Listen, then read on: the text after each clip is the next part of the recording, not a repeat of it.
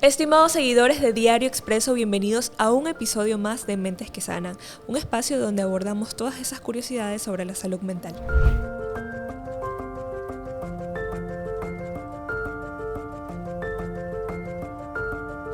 Bien, hoy tengo el gusto de encontrarme con la psicóloga Nabila Belio. Psicóloga, bienvenida. Hola a todos, gracias por estarnos escuchando y por vernos el día de hoy. Gracias por la invitación también. Es un gusto tenerla aquí. Psicóloga, hoy vamos a hablar sobre el autismo, pero en personas adultas, porque pues en su momento aquí ya abordamos este tema, pero en niños. Y el autismo en adultos es algo que muy pocas veces se habla, que tal vez sea más complejo recibir un diagnóstico ya en la adultez. Y para iniciar este episodio quisiera preguntarle cómo describiría usted el autismo en adultos y cuáles son las principales características que logran identificar a una persona pues, cuando ya está en su etapa de adultez. Bueno, primero quisiera empezar quizás ubicando cómo se concibe el autismo, ¿no? Es conocido como el espectro autista justamente porque no hay un único modo de manifestarse ni de presentarse. Pero también desde el psicoanálisis el autismo es concebido como un modo singular de estar en el mundo, que justamente los autistas tienen una defensa frente al otro, frente a lo que puede ser percibido como muy intrusivo, muy molestoso, muy ruidoso, y eso, algo de eso puede ser también la palabra, o lo que, digamos, lo que los envuelve en su entorno, por así decirlo. Y ellos quizás en su niñez pudieron presentar ciertas características, ciertos síntomas que llegaron a confundirse con otro tipo de trastorno o pues algo también relacionado a la salud mental. Muchas veces se dice en la niñez que suelen ser niños malcriados, cuando no lo es. Pero entonces, ¿cómo tiende a pasar esto de la niñez a la adultez? ¿O puede que en la niñez no haya ningún tipo de signo o síntoma y ya se presenta en la adultez? Claro, no, esto que traes es sumamente importante porque, bueno, nuevamente lo sostenemos desde el psicoanálisis lacaniano, que hay un momento fundamental para los niños, ¿no? Que es más o menos en las edades de un poco como del año de vida, 1 año 6 meses, a los 2 años, hay un momento primordial en donde este niño va a entrar al lenguaje, por así decirlo. Así es. ¿No? Entonces, ahí, digamos, es donde se podría decir, usualmente se pueden ubicar estos desencadenamientos o estas primeras características que dan cuenta de una sintomatología del espectro autista, ¿no? En los niños. Ahora, el tema con esto es que, ¿qué pasa? Que me hacías esta pregunta, ¿no? En la adultez. Claro. No. Y es que frente a estas cuestiones que se presentan como esta, digamos, este modo diferente de hacer con el cuerpo, este modo diferente que se tiene, bueno, que ellos poseen para poder comunicarse o inclusive de vivir o habitar los espacios, tanto sociales como los espacios familiares o comunes, frente a esto, ellos pueden presentar diversos tipos de, digamos, de características o de complicaciones, ¿no? Como perturbaciones en el cuerpo, en el lenguaje, y también esto de aquí se puede manifestar, se ve llevado también al ámbito de donde ellos se desenvuelven, ¿no? Por ejemplo, la escuela. Entonces ahí, digamos, son los primeros espacios en donde se puede ir detectando estas cuestiones. Por ejemplo, que se aíslen, que tengan esta dificultad en torno a lo social, o al lenguaje, ¿no? Que no hablen. Pero cuando ya sean adultos, podríamos decir entonces que es lo que se podría denominar a una persona antisocial o introvertida, o no es lo mismo, hay cierta diferencia. Claro, sí es diferente porque en este caso esta manera en la que ellos, digamos, responden es una manera de defensa. Sí, efectivamente es, y sí lo sostendría de esa manera desde el psicoanálisis, es una posición decidida, ¿no? En tanto que lo que viene de los otros puede ser muy insoportable para ellos. Es diferente a que alguien, por ejemplo, su personalidad o su modo de, digamos, de manejarse en la vida sea como retraído o no quiera socializar. No, quizás pueden ser momentos en los que cada persona también tiene esa libertad de elegir cuándo sí socializo, cuándo no. Pero en el caso de los adultos autistas, me parece que es algo que da cuenta de una dificultad, algo que de alguna u otra manera le imposibilita diferentes modos de desenvolverse en la vida, ¿no? Y que esto en la adultez, quizá ya este sujeto ha podido encontrar un modo de hacer con eso. Pero no quiere decir que se sienta totalmente cómodo, ¿o sí? Digamos que, y esto es importante, porque el hecho de que, digamos, esta defensa o esta que se conoce como esta burbuja de la cual ellos de algún modo aíslan todo aquello que viene de lo exterior, no es que es una burbuja o es algo que no pueda ser permeable. Y me parece que por ahí va la vía preferible de poder acompañarlos, en donde uno puede ir ubicando cuáles son esos como agujeros o intersticios o esa permeabilidad por donde uno puede ingresar en el mundo de ellos. No quiere decir que esto no venga sin sufrimiento para los autistas y para sus familias. Eso es algo sumamente importante de resaltar. Y es normal que los adultos autistas reciban un diagnóstico tan tardío. ¿Por qué suele suceder esto? Bueno, usualmente si un niño es diagnosticado a temprana edad, porque sí puede pasar esto, ¿no? Que se evidencie o se identifiquen estas características, esta sintomatología a temprana edad, va a tener digamos de alguna manera, va a tener una mayor posibilidad de acceder a un tipo de tratamiento o acompañamiento, ¿no? Ahora, lo que pasa es que también frente a un desconocimiento y digamos esta proliferación, porque lo que pasa también con el tema del autismo es que hay un tema ahí que no está consensuado del todo entre los profesionales mismos como tal, ¿no? Porque, por ejemplo, se piensa que tiene bases orgánicas, de afectaciones neuropsicológicas, y hay una cuando serie de no cosas necesariamente tiene que ver con eso, ¿no? Entonces, eso no quiere decir que no existan autistas que también a la vez de que enfrentan esto, también padezcan de alguna situación orgánica como tal, porque también puede haber alguien que tenga síndrome de Down y a la vez sea autista. No quiere decir que no haya estas dos cuestiones que sean conjuntas también, estos cuadros.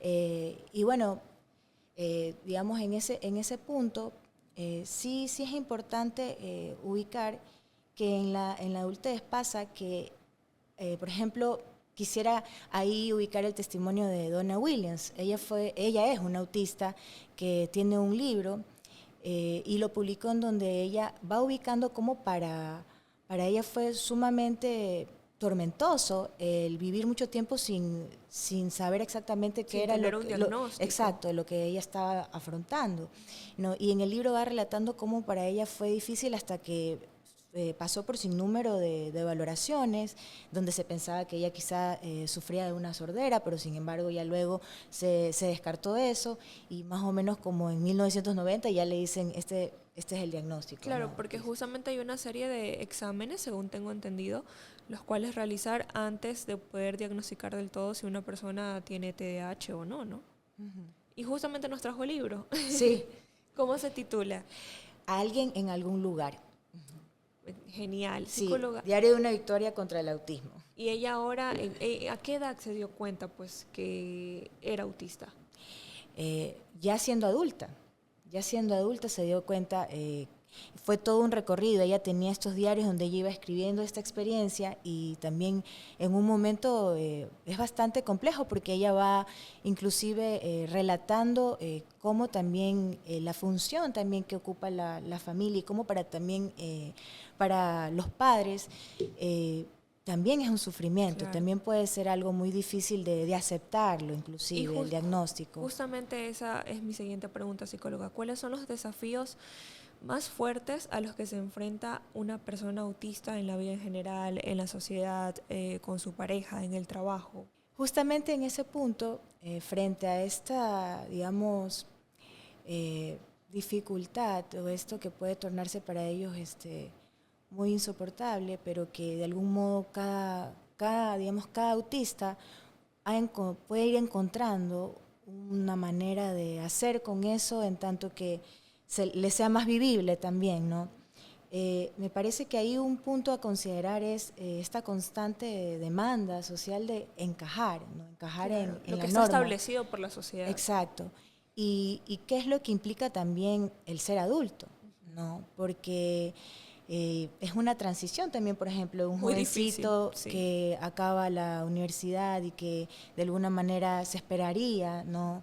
o este ideal social es que se termina el colegio y ya vas a ingresar a la universidad, cuando no necesariamente puede ser que para este chico ese sea lo que desea o lo que quisiera, ¿no? Entonces sí es una dificultad el tema de estas, digamos, estas implicaciones o estas responsabilidades, porque justamente esto va de alguna u otra manera a tener un impacto en sus vidas. Puede llegar a afectarse las relaciones interpersonales, le puede costar más a una persona autista establecer vínculos con otras personas, o es dependiendo del caso. Sí, diría que esto va a depender de cada autista, ¿no? No hay una única manera de hacer frente a eso. Efectivamente, no es algo que les sea tan fácil, pero también me parece que responde desde algo tan singular, porque puede haber alguien que sí tenga esto como esto de querer como un poco como interpelar al otro, Ser más extrovertido.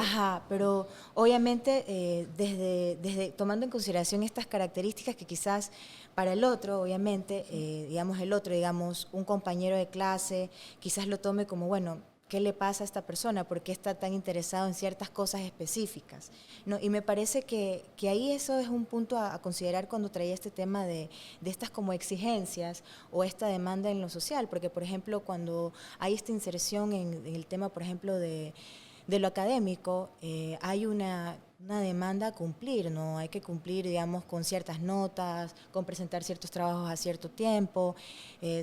Algo parecido puede suceder en el ámbito laboral también, ¿no? Así es. Porque hay también toda esta, digamos... Una planificación. Sí, este ímpetu también de que la empresa no va a parar, ¿no? Entonces me parece que ante eso, una vía preferible sería también respetar esos modos de cada uno, de ellos sobre todo, estos tiempos que quizás no son los mismos tiempos de nosotros, ¿no? De los neurodivergentes, por así decirlo, o de un neurotípico, ¿no? Entonces, esos modos también nos dan, me parece, ahí una brújula de qué manera poder, lo que te comentaba al comienzo, ¿no? De qué forma ir como por esos agujeritos, esos intersticios para introducirnos de algún modo en esa defensa que pueda ser más permeable y algo de eso pueda, digamos, yo lo pienso así, o sea, más que ellos se adapten a nosotros, ¿por qué nosotros quizás no preguntarnos lo contrario? ¿Por qué ¿Cómo también podemos adaptarnos a ellos? Exacto.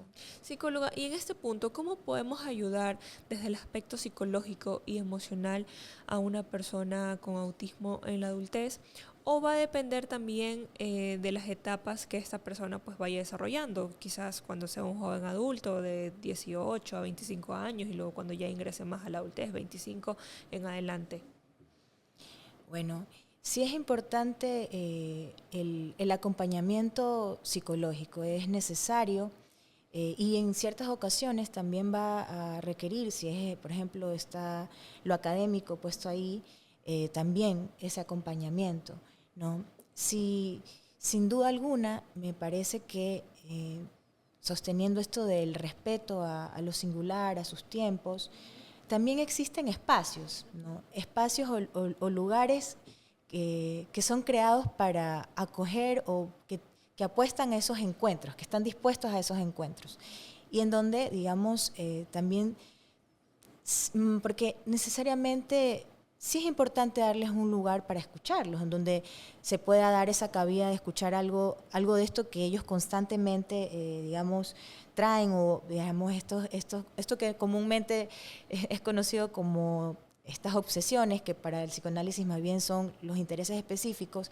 Hay lugares que acogemos eso, ¿no? En donde pueden ir a hablar de esto que quizá, pongámoslo así, quizás en otro espacio como el espacio de un trabajo grupal en la universidad, se enfocan en trabajar esa tarea que se le ha asignado y acá pueden hablar de esto distinto que sí es alojado. Entonces, eso también puede ser, digamos, una vía. Y por otro lado, también me parece fundamental el papel que juega también las personas que conformamos una comunidad, ¿no? Los actores de una comunidad también tienen una incidencia en este acompañar de una manera más sensible. Desde su punto de vista, como profesional, ¿es posible que una persona autista viva de forma independiente, que pueda valerse por sí misma, pues sobre todo ahora que estamos hablando de los autistas en la adultez? Esto sí hay que ubicarlo también de acuerdo a cada caso, ¿no? Como digo, ¿no? Justamente hay posibilidades que alguien pueda, con los recursos que ha podido ir, digamos, construyendo o estos arreglos que ha podido ir encontrando, se pueda sostener en el mundo. No sin, digamos, un cierto tipo de red que sostenga. Siempre es ¿no? importante el grupo de apoyo. Exacto, eso es fundamental. Que va a estar, digamos, conformado no sin los padres, la familia, digamos, sin los acompañantes, pueden ser un apoyo psicológico y también, bueno, acompañantes también de actores de la sociedad. Pero ¿no? es necesario que ellos siempre estén en un proceso psicológico o puede ser hasta cierto punto y de ahí ya tomar distancia del proceso y seguir el camino, enfrentar la vida por sí mismo. Este punto que traes acá me hace pensar, por ejemplo, en que eh, hay autistas que, bueno, lo que se denomina como autistas de alto rendimiento que cuentan con otros recursos, ¿no? Y, digamos, tienen como estas posibilidades en donde se desenvuelven más en cuestiones sociales, pero aún así ahí hay algo que hace de tropiezo, que es ese vínculo con lo social. ¿No? Y digamos, justamente existen espacios en donde digamos, favorecen también a medida de acompañamientos grupales algo de esto que puede tener efectos en torno a ese vincularse con los otros. ¿No? Sí me parece que dependiendo de eso, por ejemplo, no sé si hayan visto la serie El amor en el espectro, está en Netflix. No, Está en alguna vez Netflix, ajá. vi Atypical, creo que se dice. Ahorita están en la tercera temporada, la recomiendo, es buenísima. Y justamente ahí uno ve, ¿no? Cómo hay estas comunidades para los autistas adultos que cuentan con un recurso, pero de alguna u otra manera va alguien a darles como que una vuelta, no sin los Ok. otros. No puede ser sin los otros esto. Entonces va, digamos, lo que se conoce como un acompañante de apoyo social o también puede ser la psicóloga, asimismo la familia. Ellos viven en sus departamentos solos, pero todo el espacio está, digamos, adecuado para que ellos puedan vivir, habitarlo, pero no es sin un acompañamiento de otro. Y también hay autistas adultos que viven aún continúan viviendo con sus familias. Entonces, no podríamos decir que esto es como una respuesta cerrada, sino como, así mismo como lo podemos ir ubicando lo que es el autismo, es como un gran paraguas con diversas Claro, un espectro, me decía. sí, manifestaciones y diversos modos de estar en el mundo, ¿no? En la vida. Y justamente ahí empezábamos a hablar sobre la sociedad y el papel que desarrolla dentro de la vida de estas personas. Hay algo que quizás a nosotros como individuos nos falte mejorar, nos falte arreglar para apoyar a esta comunidad, si se la podría denominar así, para hacer de ellos un lugar donde se sientan pues más plenos, donde sientan que se puedan desarrollar sin ninguna dificultad y donde puedan alcanzar más éxito.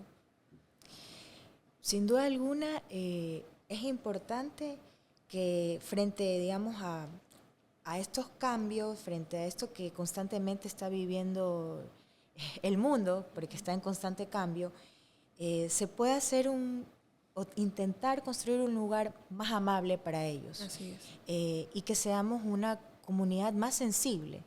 Digamos que hacer comunidad también implica que quienes la conformamos tengamos un papel activo, ¿no? Y también, por otra parte, podamos de alguna manera favorecer a que ellos puedan acceder a estas oportunidades de recibir sus tratamientos o diversos tipos de abordajes que requieran, así como también que puedan tener la oportunidad a sus derechos.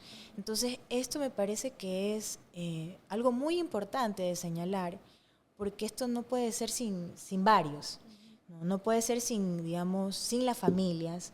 De hecho, acá en Ecuador hay una organización, hay una asociación de padres que se llama PADA, y ellos tienen un papel muy activo y han luchado durante algún tiempo, durante ya algunos años, por facilitar o que estos derechos de alguna manera se los pueda promover, pero así también sensibilizar a la comunidad y también que se garanticen de cierto modo estos derechos para sus hijos, Claro, no una porque asociación de padres. aún existen muchos estigmas frente a los autistas, ¿no? Hay ciertas cosas que no entran a cabida en absoluto, pero se sigue concibiendo esa mala idea respecto a autistas y es como luchar contra eso.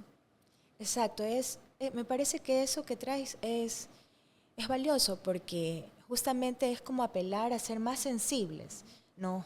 A lo que un poco traía en las anteriores preguntas que me hacías, a poder respetar esos modos de estar en el mundo y también por la vía que me parece que ahí nos da una pista, esta vía de respetar esos momentos, de respetar, digamos, esos tiempos que vuelvo y lo digo, o sea, no son los mismos tiempos que los otros. Y me parece que eso puede pasar, más allá del autismo inclusive, también eso puede pasar con los seres humanos, Claro. ¿no?